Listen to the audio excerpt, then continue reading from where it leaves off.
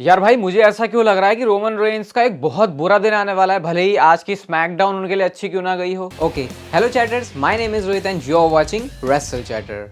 तो इस वीडियो में गाइस हम लोग बात करने वाले हैं आज ये स्मैकडाउन के एपिसोड के बारे में। और आज का स्मैकडाउन बहुत ही ज्यादा इंपॉर्टेंट था। एक तो स्पेशल इसको न्यू ईयर्स रेवोल्यूशन वाली थीम दी थी, और सबसे पहले ही जो शो की स्टार्टिंग है वो कुछ इस तरीके से होती है जब रोमन रेंस एंटर कर रहे हैं बिल्डिंग में, और केला ब्रैक्सटन ने उनसे कोई सवाल पूछा, लेकिन भाई ये डब्ल्यूडब्ल्यू के माइक पता नहीं कैसे रहते हैं यार, समझ नहीं आता क्या बोला। उन्होंने रॉक के बारे में कुछ बोला था, क्योंकि उससे पहले ही उनको रॉक की वो जो पूरी वीडियो है वही चलाई थी। अब इस पर रोमन रेंस अपने ट्विटर के रिएक्शन की तरह सिर्फ हंस के वहां से चले जाते हैं, और पॉल हेमन ने भी यहां पर कोई रिएक्शन नहीं दिया, यानी कि अभी तक कोई कमेंट नहीं किया गया है, मतलब एटलीस्ट शो की स्टार्टिंग में, कि रॉक के बारे में रोमन रेंस क्या बोलना चाहते हैं। लेकिन गाइस इससे पहले कि हम लोग शो की तरफ बढ़ें, असली अखाड़ा के ऊपर ड्रू मैकिंटायर का सुपरस्टार स्पॉटलाइट का एपिसोड ऑफिशियली आउट हो चुका है। पूरे ड्रू मैकिंटायर का जो कैरेक्टर पता है ना कितना अजीब सा चल रहा है, क्या क्या चल रहा है वहां पे, तो सबको डिस्कस किया है। तो ड्रू मैकिंटायर के फैंस स्पेशली उनके बारे में जानना चाहते हो तो वो एपिसोड आपके लिए है। और बाकी असली अखाड़ा पे आपका अच्छा सपोर्ट आ रहा है भाई, we are on the charts, in the charts, तो फिर उसके लिए यार तो ठीक है, अच्छी बात है ना, ऐसी सपोर्ट जो है अपना बरकरार रखना। इसके बाद गए शो पर क्या होता है, Kevin Owens versus Santos Escobar का मैच, और ये यूएस चैंपियनशिप के लिए रॉयल रंबल में किसको मैच मिलेगा उसी के लिए था। अब इस मैच में सबसे पहले तो सैंटोस एस्कोबार ने केविन ओवंस को उनकी लिमिट्स तक वो लेके गए, और अच्छी बात ये लगी कि सैंटोस एस्कोबार को वैसा दिखाया गया। लोगन पॉल भी कमेंट्री से थे, और यहाँ पर तो उन्होंने जो बकवासें मारी हैं भाई केविन ओवंस के बारे में वो सुनने लायक थी। शुरुआत में केविन ओवंस ने एकदम से जो अटैक है उसको लॉन्च कर दिया था। केविन ओवंस की एक डीडीटी बड़ी मस्त लगी मेरे को इस मैच में, एंड देन जो उनके मूव्स होते हैं वो सब थे। यहाँ पे सैंटोस एस्कोबार ने स्प्लैश भी मारा जिसके ऊपर जो है किक आउट हो जाता है, एंड देन एंड में जाके सीन कुछ ऐसे बनता है कि पॉप अप पावर बम आता है, स्टनर आता है, उसके बाद कोई जवाब तो बचता नहीं सैंटोस एस्कोबार के पास। और एलडब्ल्यू के भी जो बंदे हैं ना, और उधर से ये इनकी हुम्बर्टो करी और एंजल गार्जा, वो भी आपस में भिड़ के तो वो तो पहले ही साइड लग जाते हैं। मैच हो जाने के बाद लोगन पॉल उनको जो है बधाइयां देने के लिए आते और बोलते हैं कि तू कैनेडियन है, तू कैसे जीत सकता है यूएस चैंपियनशिप। वो बोलते हैं आई एम लोगन पॉल, बोलने वाला तो उतनी में घुसंड पड़ता उसी कास्ट के साथ में उनको, और लोगन पॉल वहीं पे ढेर हो जाते हैं। तो एट द एंड कमेंट्री पर इतनी बकवास करने के बाद एक बिल्कुल सही जो अंजाम तक पहुंचाने चाहिए था लोगन पॉल को, वो केविन ओवंस ने बहुत अच्छी तरीके से काम किया। इसके बाद गए शो पर बॉबी लैश्ली स्ट्रीट प्रॉफिट्स आते हैं, और आज उनको एक बोलने का सेगमेंट मिला था, तो मैं बड़ा खुश था देख के कि चलो भाई इनको टीवी पे फीचर कर रहे भी हैं और दिखा भी रहे हैं। और बॉबी लैश्ली बोलते हैं कि 2023 साल उनके लिए अच्छा साल नहीं गया, शायद सबसे टफेस्ट था, क्योंकि उन्होंने जिस तरीके से चीजें प्लान की थी उस तरीके से जो उनके आउटकम है वो नहीं आते। और यहाँ पे बोलते हैं कि अब हम इतना हार्ड वर्क करने वाले हैं 2024 में कि हमको वो चीजें मिलें इस नए साल में। और साथ में वो भी बोलते हैं कि मेरा जो गोल है फिर से ऑलमाइटी बनने का, इसके लिए मैं जो है रॉयल रंबल मैच में अपनी एंट्री कर रहा हूँ। जब उन्होंने बोला तो क्राउड ने उस पर रिएक्शन भी दिया था। लेकिन ये सब बोलने के बाद टाइटनट्रॉन पे एक क्रिप्टिक सी वीडियो आती है जो कि कैरन क्रॉस और स्कारलेट वुडरॉ की थी। The end is here, and में लिखा हुआ था। इसके बाद हमने रैंप पे देखा कि कैरन क्रॉस आ रहे, उनके साथ स्कारलेट आ रही है, और पॉल एलरिंग भी यहाँ पर थे। क्लियर पता चल गया था कि अब क्या होने वाला है। रिंग में अटैक लॉन्च हो जाता है एकमैन रेजार की तरफ से, और उसके बाद कैरन क्रॉस ने आके बॉबी लैश्ली को धोया, और एकमैन रेजार ने स्ट्रीट प्रॉफिट्स को धोया। और स्ट्रीट प्रॉफिट्स को धोया या फिर धोया वर्ड ही आई थिंक सही है, दोनों ऐसे पावर बम पहले टकराया उसके बाद जमीन पे पटक दिया। आपको पता है एकमैन रेजार का जो रेसलिंग स्टाइल है वो ऐसे रहा है, स्पेशली पॉल एलरिंग के साथ तो उनकी जो जोड़ी इतनी कमाल की रही थी। अब जिस तरीके से ट्रिपल एच ने इसको रिपैकेज किया, ये ऐसा मसाला है ना, अगर अच्छे से इसको बना दिया तो जैसे हर कंपनी के अपने स्पेशल मसाले होते हैं ना जो रिवील नहीं करते, वैसी कुछ केमिस्ट्री, वैसा कुछ ये काम आगे जाके कर सकते हैं। अब मैं तो बहुत पॉजिटिव हूँ भाई, ये टीम को देख के लग रहा है कि इनका जो ग्राफ है वो ऊपर ही जाने वाला है। इसके बाद गाइस शो पर होता है मिशन वर्सेस ईओ स्काई का मैच। ये वाला मैच भी बहुत अच्छा था, मतलब रेसलिंग वाइज अगर इसको देखे तो अप्रिशिएट किया जाना चाहिए। मिडिल रोप से स्टाइल्स क्लैश भी लगाया था मिशन ने यहाँ पे, जो कि ऑब्वियसली उसके ऊपर ईओ स्काई ने उसको रोप ब्रेक करके जो है पिन नहीं होने दिया था, एंड देन इवेंचुअली जाके ईओ स्काई का मून सॉल्ट आता है, और इस तरीके से मैच में विक्ट्री हो जाती है ईओ स्काई की। इसके बाद गए शो पर होते हैं पॉल हेमन, जिनको बैक स्टेज से अब सीधा सीधा रॉक के बारे में सवाल ही पूछ लिया गया। तो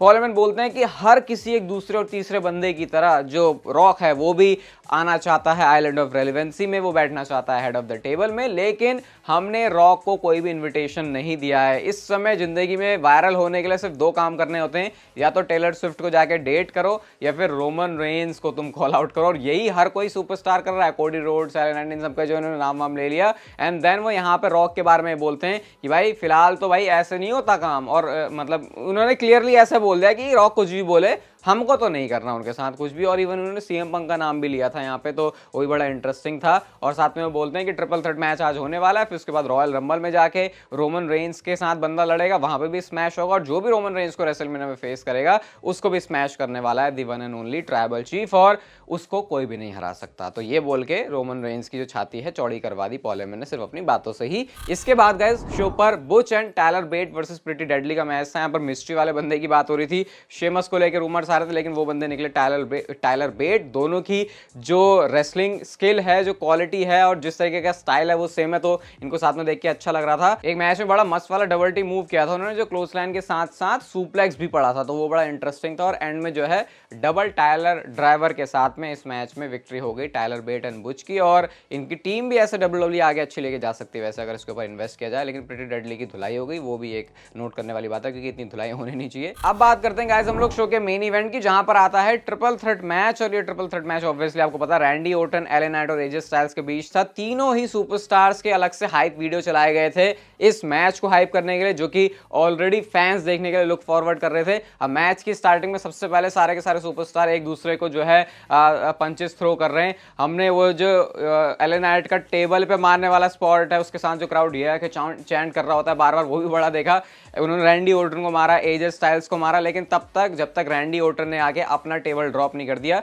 सबसे अपना टेबल ड्रॉप मतलब बंदे को उठा के टेबल पे पटकने वाला मूव। सबसे पहले तो उन्होंने एले नाइट को पटका, उसके बाद एजे स्टाइल्स को पटका, फिर से वो एले नाइट को पटकते हैं, लेकिन जब एजे स्टाइल्स को पटकने के लिए जा रहे होते हैं तो इस बार खुद ही एजे स्टाइल्स ने उनको पटक दिया, तो वो भी बड़ा सही लग रहा था। यहाँ पे देख के क्राउड जो है दिस इज ऑसम के चैंट लगा रहा था। यहाँ पे फिनोमिनल फोरआर्म के लिए जा रहे होते हैं एजे स्टाइल्स, उसको रैंडी ओर्टन ने ऐसे करके जो हटाया वो बिल्कुल रैंडी ओर्टन की वाइब दे रहा था। इसके बाद रैंडी ओर्टन ने स्पाइक डीडीटी मारी और एजे स्टाइल्स को आरकेओ लगाने के लिए जा रहे होते हैं, लेकिन एले नाइट ने उनको पकड़ा और स्टील स्टेप्स के ऊपर पटक दिया। एजे स्टाइल्स भी एले नाइट के ऊपर उड़ते हुए आते हैं। उसके बाद फिर से रिंग में जाके जो ये पंचेस हैं और जो स्टॉर्म्स हैं एले नाइट वो लगा रहे हैं। Crowd LA Knight, AJ Styles, Randy Orton सबको ही सपोर्ट कर रहा है, तो ऐसा बहुत ही रेयरली हमको किसी मैच में दिखता है। रैंडी ओर्टन जब आरकेओ लगाने जा रहे होते हैं ना एले नाइट के ऊपर, तो उनको चैंट लग रहे थे। तो यहाँ पे जो बंदा चैंट लेने के लिए जाना जाता है उसके अगेंस्ट में कोई बंदा है, अगर उसको सपोर्ट कर रहे हैं तो फिर आप रैंडी ओर्टन की यहाँ से जो वाइब है उसको समझ सकते हो। काम यहाँ पे वैसे एले नाइट ने उल्टा ही कर दिया, क्योंकि उन्होंने BFT लगा दिया रैंडी ओर्टन को, लेकिन एजे स्टाइल्स ने रेफरी का हाथ ही पकड़ लिया कि भाई तू इसको पिन नहीं कर सकता।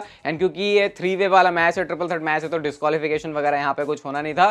फिनोमिनल फोरआर्म के लिए जा रहे होते हैं एजे स्टाइल्स और रैंडी ओर्टन ने उसका बना दिया एक RKO। कमेंट्री में एजे स्टाइल उसका पूरा ऐसा करके निकल गया, क्योंकि वो जो इतना ट्रांजिशन मस्त तरीके से हुआ था। अब पिन होने जा रहा होता है तो एले नाइट ने जो है रेफरी को ही खींच लिया, यानी उन्होंने भी पिन नहीं होने दिया। और इसके बाद यहां से शुरू होता है तबाही, भौकाल, जो भी आपको बोलना है। रोमन रेंस आते हैं अपनी पूरी गैंग के साथ, मतलब कि पॉल हेमन पीछे से, यार उनको तो नहीं कंसीडर करेंगे मारामारी में, लेकिन हाँ उनके साथ जिमी ऊसो होते हैं, सोलो सिकोवा होते हैं। सोलो सिकोवा को ऑर्डर दिए जाते हैं कि रिंग में जाके मार। एले नाइट को उन्होंने मारा एंड देन यहां से रोमन रेंस की डिस्ट्रक्शन शुरू होती है। स्टील स्टेप्स पे रैंडी ओर्टन को धो दिया गया। रिंग में हमने देखा कि जो एजे स्टाइल्स है उन्होंने रोमन रेंस के हाथों पावर बॉम्ब खाया। एले नाइट की भी जो है बहुत अच्छी वाली शामत आई यहाँ पे, क्योंकि उन्होंने भी सुपरमैन पंच खाया, साथ में स्पीयर खाया। और जिस तरीके से रोमन रेंस आए ये कुछ ऐसा था कि इतने टाइम से मेरी पिटाई हो रही है, ठीक है, अब मैं पिटाई का जरा तुम सबसे बदला लेता हूं एक साथ। और उस चीज को जो पूरे के तीनों मेंबर ऐसा लग रहा है जैसे शेर अपने शिकार पे निकला है, तो वो वाली जो इन्होंने हालत कर दी।